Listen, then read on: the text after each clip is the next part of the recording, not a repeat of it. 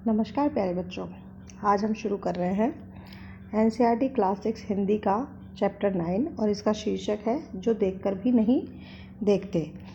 ये जो चैप्टर है आपका, इसकी लेखक जो है, लेखिका हैं हेलन केलर। हेलन केलर के बारे में सब लोग जानते हैं क्योंकि हेलन केलर एक बहुत गंभीर बीमारी से पीड़ित हो गई थी बहुत छोटी उम्र में, और उसके बाद उनको दिखना भी बंद हो गया था और सुनना भी बंद हो गया था।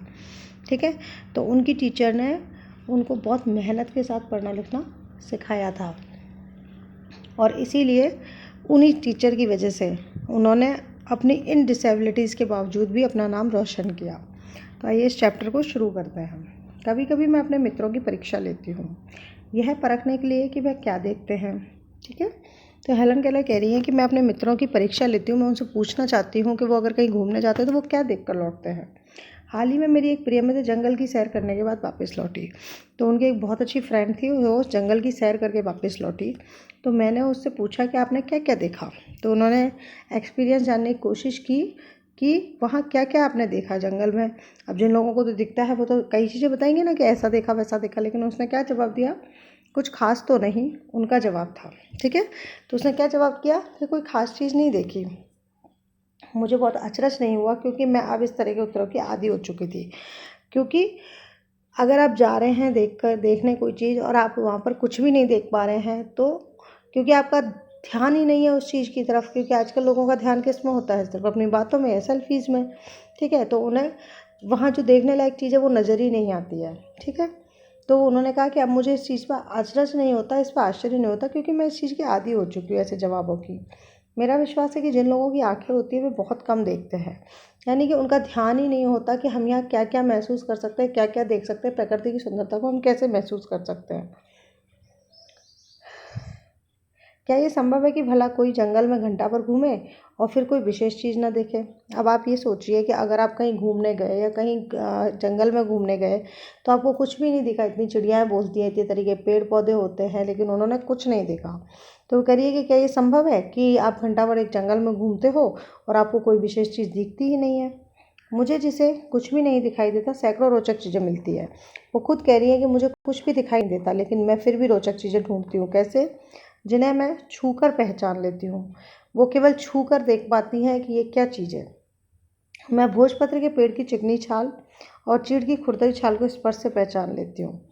ठीक है, भोजपत्र के पेड़ की चिकनी छाल यानी कि वो पेड़ को हाथ लगाकर ये बता देती है कि ये किस चीज़ का पेड़ है। ठीक है, और चीड़ की कैसी खाल होती है, खुरदरी छाल होती है, और उनको स्पर्श से पहचान लेती है, छू कर बता देती है।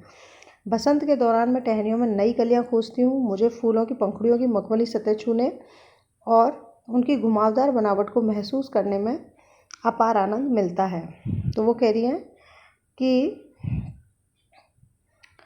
बसंत के दौरान जब नई नई कौपलें खुलती है, बसंत की ऋतु में जब नई नई कौपलें खुलती हैं तो उनकी टहनियों में नई नई कलियां वो देखना पसंद करती हैं। देखने में उन्हें बहुत मज़ा आता है। फूलों की पंखुड़ियों की मखमली सतह, फूल कितना मखमली होता है, कितना सॉफ्ट होता है, इसीलिए तो वो फूल होता है। उसको छूने में और उसकी घुमावदार बनावट को महसूस करने में उनको बहुत मज़ा आता है। देखने लायक तो बहुत चीज़ है अगर कोई देखना चाहे तो। इस दौरान मुझे प्रकृति के जादू का कुछ एहसास होता है कि प्रकृति ने हर चीज़ को कितना सुंदर बनाया है, कितना अलग तर बनाया है।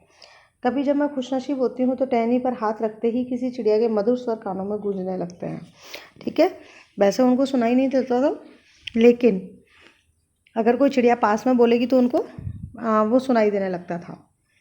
ठीक है, तो उन्होंने कहा कि जब मैं प्रकृति के जादू को महसूस कर रही होती हूँ, किसी टहनी पर हाथ रखती हूँ तो कोई चिड़िया मेरे कानों पर बोलती है। अपनी उंगलियों के बीच झरने के पानी को बहते हुए महसूस कर मैं आनंदित हो उठती हूँ। यानी कि अपने हाथ से वो महसूस करती है कि पानी बह रहा है या नहीं बह रहा है। ठीक है, और पानी को बहते हुए महसूस करने में बहुत मज़ा आता है। अपन भी जैसे अपना हाथ पानी के अंदर डालते हैं, ठंडा ठंडा, कितना अच्छा लगता है। तो मुझे चीड़ की फैली पत्तियां और घास के मैदान कभी भी महंगे कालीन से अधिक प्रिय है। यानी कि चीड़ की फैली पत्तियां यानी कि बड़ी बड़ी पत्तियों पर बैठना और घास के मैदान पर बैठना किसी महंगे कालीन पर बैठने से ज़्यादा अच्छा होता है। क्यों? क्योंकि उसमें हमें प्रकृति का आनंद मिलता है। बदलते हुए मौसम का समय मेरे जीवन में एक नया रंग और खुशियाँ भर जाता है। जैसे मौसम बदलता है वैसे ही नए नए प्रकृति के चीज़ें हमें देखने को मिलती है। जैसे इन्होंने बताया कि बसंत में नई नई कौपलें मिलती हैं, ठीक है। कभी पत्ते झड़ रहे होते हैं, कभी पत्ते नए आ रहे होते हैं, इस तरीके से। तो जब भी मौसम बदलता है, एक नई नई चीज़ें देखने के लिए इनका मन आतुर रहता है। कभी कभी मेरा दिल इन सब चीज़ों को देखने के लिए मचल उठता है, यानी कि वो चाहती हैं कि इस वक्त बाहर जाके मैं ये सब चीज़ें देख कर आऊँ, महसूस कर आऊँ। अगर मुझे इन चीज़ों को सिर्फ छूने भर से इतनी खुशी मिलती है, तो जो उनकी सुंदरता देखकर तो मेरा मन मुग्ध हो जाएगा। तो उन्हें क्या लगता है कि अगर मैं छूकर इतनी खुश हो पाती हूँ, अगर मैं इन्हें देख पाती, तो मुझे कितनी खुशी मिलती। परंतु जिन लोगों की आँखें हैं वे सचमुच बहुत कम देखते हैं, लेकिन जिन लोग आँखें हैं जिनकी, वो कभी किसी चीज़ को छूकर नहीं देखते, तो उन्हें पता ही नहीं कि प्रकृति ने हर चीज़ को कितना सुंदर बनाया है। इस दुनिया के अलग अलग सुंदर रंग उनकी संवेदना को नहीं छूते। अर्थात अलग अलग रंगों के फूल हो गए, अलग अलग तरीके के पेड़ हो गए, वो उनकी संवेदना को नहीं छूते। मतलब उनको उनसे, प्रकृति की नई नई सुंदर सुंदर चीज़ों से उनके हार्ट पे कोई असर नहीं होता। मनुष्य अपनी क्षमताओं की कभी कदर नहीं करता, यानी कि मनुष्य के पास जो है, यानी कि हम देख सकते हैं तो हम उसकी कदर नहीं करते हैं। हेलन केलर देख नहीं सकती थी, तो वो सोचती थी अगर मैं देख पाती तो इन चीज़ों को कितना अच्छा महसूस करती।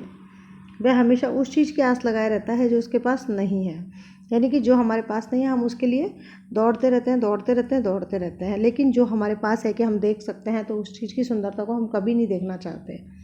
यह कितने दुख की बात है कि दृष्टि के आशीर्वाद को लोग एक साधारण सी चीज़ समझते हैं, जबकि इस नियामत से ज़िंदगी की खुशियों के इंद्रधनुषी रंगों से हरा भरा किया जा सकता है। यानी कि दृष्टि का आशीर्वाद, यानी कि आप जो देख सकते हैं, संसार को देख सकते हैं, आपकी आँखें सही सलामत है, इसको आप एक साधारण सी चीज़ समझते हो, आपने इसकी कद्र नहीं की, ठीक है।